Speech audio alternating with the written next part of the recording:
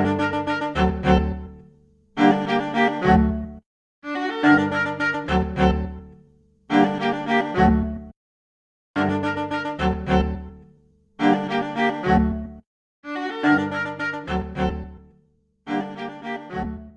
and welcome to Medieval Murder, the podcast that brings all things gruesome and historical to the comfort of your own home or car or wherever it is you're listening from. My name is Hannah Purtymun and I'm here with my father, Kevin Purtymun, Hello. to discuss some of the most famous and infamous murders that took place in the medieval and early modern period. Medieval Murder came to be first as a blog, then as an Instagram, and now as a podcast after I finished my master's dissertation on homicide in early medieval England. The podcast will feature some of the most famous murders in medieval history, some mini-episode series on different types of medieval murders, and interviews with historians and history enthusiasts alike. Do you like to shimmy? Do you like to boogie? Do you like to dance? If you don't, then today's episode may not be for you, because today we are jumping in and talking about something that may become the thing you fear the most: the dancing plague of 1518. The what? The dancing plague of 1518. Oh, okay. That sounds interesting. Yeah. So, in July of 1518, in Strasbourg, Alsace, now Strasbourg, France, a woman named Frau Troffea stepped outside of her house and began to dance. As far as we know, there was no music playing, and Frau Troffea did not seem to be enjoying herself, but she just kept dancing. She continued to dance until day became night, and she finally collapsed, exhausted. She slept for a few hours, and then when she awoke, she continued dancing as if she had never stopped. Again, she danced throughout the day and into the night until she collapsed into sleep. By the morning of the third day, Frau Troffea was sore, her feet were bruised, if not bloody, and you can assume the last thing she wanted to do was dance. But dance she did. It was on this day that word had spread of this strange dancing woman, and people began to gather to watch her jig. The crowd began murmuring to each other and guessing what was causing this woman to dance until her feet bled. Some people believed the restless spirits had inhabited her body and were forcing her to dance. Others believed that she had sinned so greatly that the devil was able to exert his power on her and force her to dance. Frau Troffea danced for almost a week, until a group of onlookers supposedly put her into a wagon and took her up into the Vosges Mountains, where there was some sort of shrine. And that, unfortunately, is where Frau Troffea's story ends. I could not find any sources that had any more information about her other than she was taken to this shrine. The shrine was possibly dedicated to Saint Vitus, who is the patron saint of dancers and entertainers. But honestly, that seems a little too convenient to me to have that shrine so nearby. However, by the time Frau Troffea is taken away, it's already too late. The dancing plague has spread. Within a few days, more than 30 other people had begun to dance in the streets of Strasbourg. Every day, more people joined the epidemic without explanation and without the ability to stop, other than from pure exhaustion. By August, almost 400 people had become victims of the dancing plague. Some chronicles from around this time stated that as the epidemic gained traction, people began to fall dead from exhaustion, heat stroke, and dehydration, with one chronicle stating that up to 15 people were dying a day from the dancing plague. Wait. However, whether this is true or not is up for debate. What chronicle did you get this out of? There is a book that was published called The Dancing Plague of 1518. So I was reading that, and they reference several different chronicles from the time. Interesting. And how long did this go on? About a month. And it's August, you said. Did you say August? Yeah, so it basically went from sometime in July to the beginning of September. So a little over a month, possibly. And do we know, was it like only the people of Strasbourg that did it? So we will continue and see. Oh, okay, all right. Yeah. But by September, the dancing plague began to subside, and the survivors were sent to pray at the shrine of St. Vitus for absolution for their sins. So, interestingly, this was not the only time a so-called dancing plague occurred during the Middle Ages. What? Okay. The first time a dancing epidemic was recorded was in 1017 in the Saxon town Kolbig, when a group of people were found dancing in a graveyard. A local priest was offended by the act and cursed them to dance for an entire year.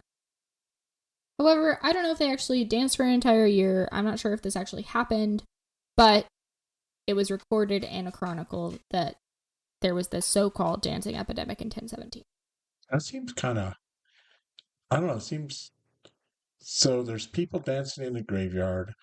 A priest gets mad and then curses them. That doesn't seem very Seems a little odd. priestly to me.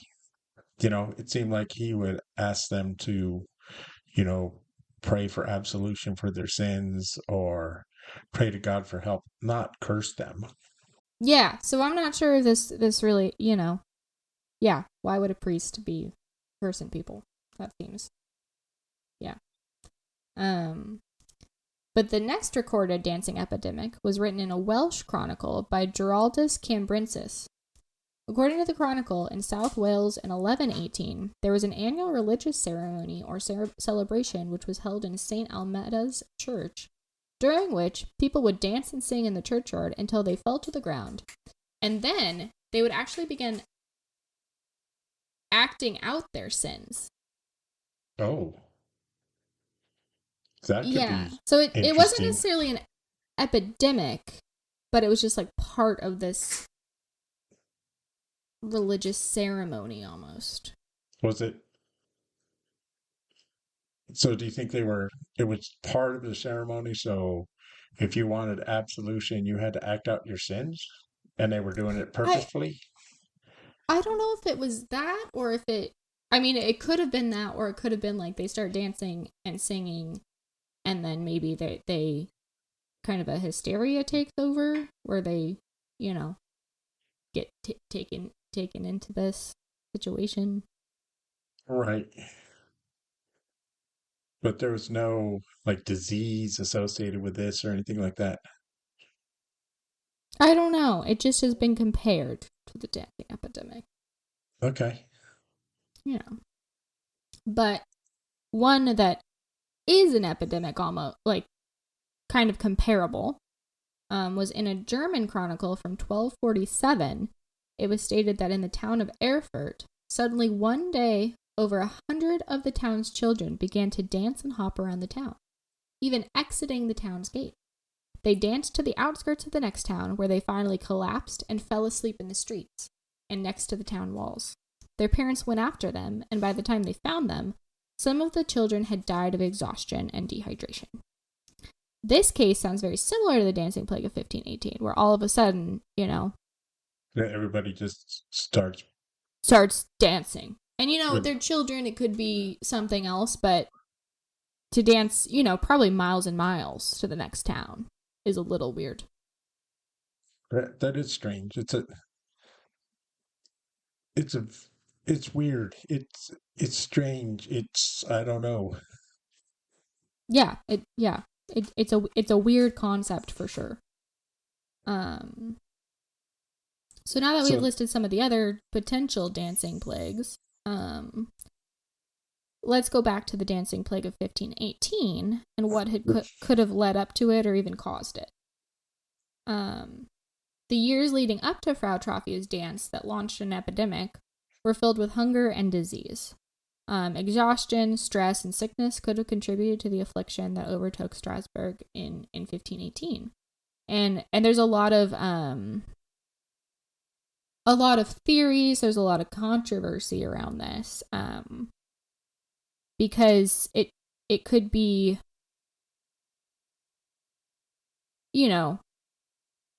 word of mouth is a big way to spread news, but the fact that this was written in multiple chronicles from the period is interesting. yeah, I mean, you're talking about the time leading up to it. You're talking about the events leading up to the plague or the dancing bust a move. But you got to wonder. You said that there was some um, sickness, not good food. Maybe they had um, depleted some of the stores they needed to make their body function, and they were missing a certain something, or they were eating something that was actually bad for them and affected their brain chemistry. And they just couldn't stop. You know. See, and that's one of the modern theories, is that it could have been a type of food poisoning. It could be that they got a hold of the ergot fungi. Um, Oh yes, and that we. they, yeah, and it kind of psychoactive. So it could Okay. have been some type of weird like LSD type trip that the whole town went on. Well, it could be. Well, what if they were searching for truffles and found the wrong ones? That could be too. Who knows? Germany and France are truffle heavy. Right. So, do we know? Do you have any idea, like how like I know you're not an expert in the diet of medieval times, but how prominent mushrooms played in that? That would be a very interesting thing to look into. I don't know. That's something I definitely want to look into in the future because Because I I know, I really don't know.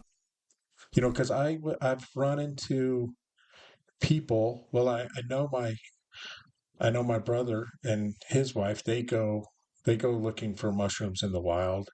I've run into a couple of veterinarians that go and hunt mushrooms in the wild and make a lot of stuff with it. So I know that, like today there's people into that, but, looking for the edible mushrooms, not the edible mushrooms, if you know what I mean. But, and so, yeah, I would wonder, because they were more foragers, farmers, foragers, hunters, that's where, they weren't as go get a bag of Cheetos as we are today, Yeah. or, you know, get something to someone else. So maybe they got into something kind of weird. Yeah. Well, and there is some differences in the different chronicle accounts. So one will state, you know, 50 people were affected by the dancing epidemic. Other chronicles say 400. So it just, word of mouth. And but I think it is I think it could be possible that like 50 people got into, you know, they start But selling something at the market. Um right, yeah. And then how many do you have an idea, like how many people were probably living in Strasbourg? How big the town was at that time? I don't know. I would assume, because this is 1518, so it's a bigger town at this point. Right. Um, so I would probably say several thousand. Okay. So it's not just a little village. No, it's not really a little bit a village. Yeah, one of the other possibilities is, they had several years of famine, several years of disease, and 1518 is probably not a year you really want to be living in, just based on Everything level of going on. health and threats and that kind of stuff. So it could also be a type of stress induced mass hysteria. That could also be something. That maybe Frau Trofia was so exhausted that she had a little bit of a mental break and Yeah, I mean, started I mean, dancing. yeah, I think that's possible if the conditions were so bad. I mean, what kind of takes it away from that would be, even if it was 50 people, it seems odd that they would all have it right around the same time, that they'd all break down at the same time. Yeah, but there's also, when you're looking at mass hysteria, one woman starts doing this, it gathers, because people were watching her, or people from all over town were watching her dance for 6 days. Well, you said Maybe they're like, oh, people came to see her yeah, dance too. yeah, and maybe they're like, well, she got the attention. Maybe, And what's ideas can travel and influence people. right? And what shrine did they take her to again? Saint Vitus, the patron saint of dancing, which just seems so convenient that there's one so nearby. Well, Which maybe there was. I don't know. yeah, I mean, I don't know. I'm not great on a lot of my history, but Strasbourg wasn't one of the huge composers did stuff there. I Strasbourg, couldn't tell you. like Beethoven, or you know, Maybe. maybe, yeah, After about 1700, I don't have a lot of yeah.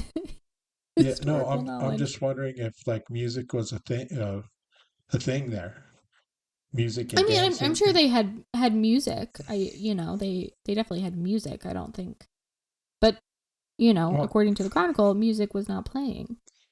yeah. Well, I was kind of thinking in the vein that okay, so Detroit makes cars, you know, so maybe Strasbourg was like a music center, and they were really into music. I don't know. I mean, now we're really in the world of speculation here.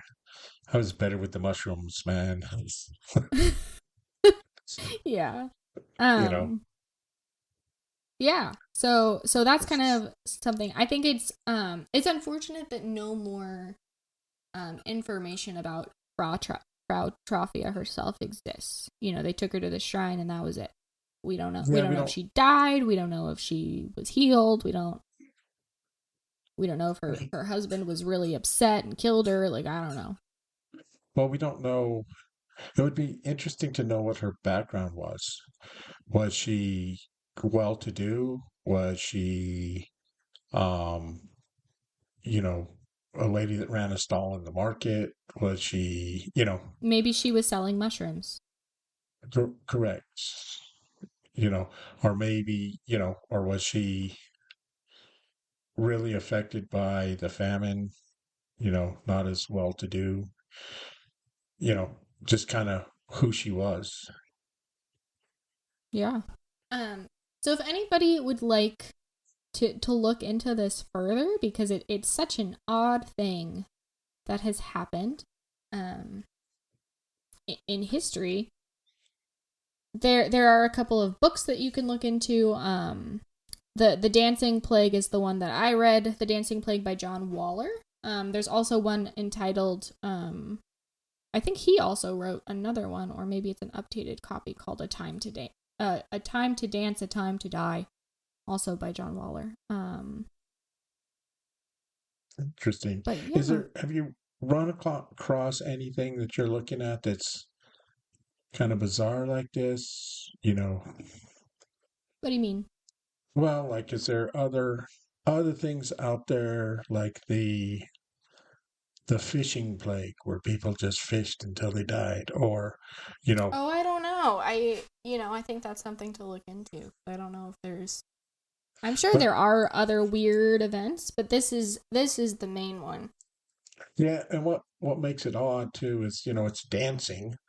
Like I Yeah. said, like I kind of like said the fishing plague. I was thinking the farming plague.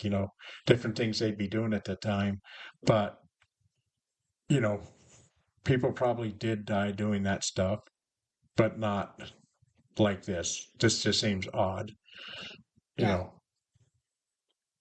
So, thank you for listening to Medieval Murder. If you have any listener questions, comments, or topic suggestions, please feel free to reach out via our Instagram account at Medieval Murder or via email at info.medievalmurder@gmail.com. Also, check out our merch available on our website, medievalmurder.org. Tune in later for our next podcast.